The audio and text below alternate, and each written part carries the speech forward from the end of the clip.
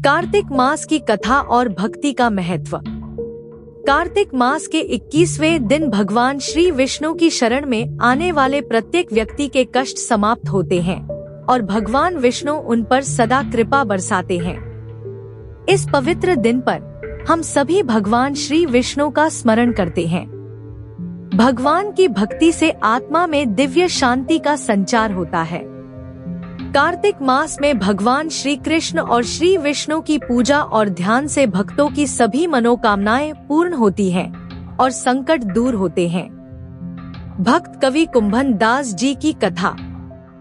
16वीं शताब्दी के प्रसिद्ध संत और कवि कुंभन दास जी भक्तिकाल की सगुण भक्ति धारा के प्रमुख कवियों में माने जाते हैं और वल्लभाचार्य के शिष्य व विट्ठलनाथ जी के प्रिय भक्त थे। उनका जन्म एक साधारण किसान परिवार में हुआ और उन्होंने साधारण जीवन व्यतीत किया। उनका भक्ति भाव भगवान श्री कृष्ण के प्रति निष्काम प्रेम और निर्मल भक्ति का प्रतीक था। उन्होंने सांसारिक सुख सुविधाओं की कभी परवाह नहीं की और अपने पदों में भगवान श्री कृष्ण की बाल लीलाओं और भक्ति मार्ग की महिमा का वर्णन किया। भगवान श्रीनाथ जी के साथ एक मनोरंजक प्रसंग।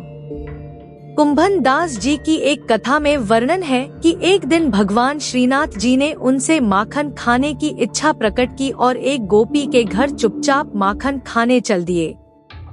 वहां पहुंचकर श्रीनाथ जी ने कुंभन दास जी को कंधे पर चढ़कर दीवार पार करने में मदद ली। दोनों ने मिलकर माखन का आनंद लिया। अचानक एक बूढ़ी गोपी जाग गई और चोर चोर का शोर मचाने लगी। श्रीनाथ जी दीवार कूदकर भाग निकले, परंतु कुंभन दास जी पकड़े गए। गोपियों ने जब उन्हें पहचाना तो स्थिति को समझा और उन्हें माफ कर दिया। गोपाष्टमी का महात्म्य। गोपाष्टमी के दिन भगवान श्री कृष्ण ने पहली बार गौचारण का कार्य आरंभ किया था। इस दिन गायों की पूजा, परिक्रमा और भगवान का पूजन करने से मनोकामनाएं पूर्ण होती हैं। शाम के समय गोधूली बेला में गायों के पीछे चलने से जन्म जन्मांतर के पाप नष्ट होते हैं। गोपाष्टमी का यह दिन विशेष पुण्य का अवसर है। कार्तिक शुक्ल नवमी की महिमा। इस दिन भगवान विष्णु की पूजा, प्रदक्षिणा और दान करने से कई गुना फल प्राप्त होता है।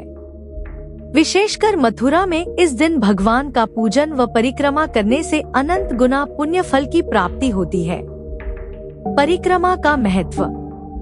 देवर्षि नारद के अनुसार भगवान विष्णु की प्रतिमा, तुलसी, शालिग्राम जी या अपने ग्राम की परिक्रमा करने से समस्त देवताओं की परिक्रमा का पुण्य फल प्राप्त होता है। यह मान्यता है कि परिक्रमा करने से आत्मा शुद्ध होती है और भक्तों का उद्धार होता है।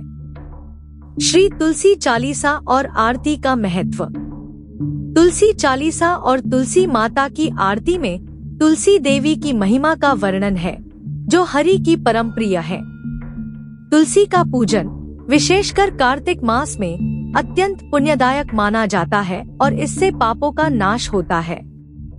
संक्षेप में, यह कथा हमें भगवान श्री कृष्ण, भगवान विष्णु और तुलसी माता की भक्ति और उनकी महिमा के प्रति श्रद्धा से ओतप्रोत करती है।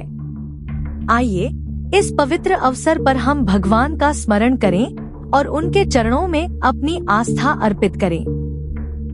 हरे कृष्ण।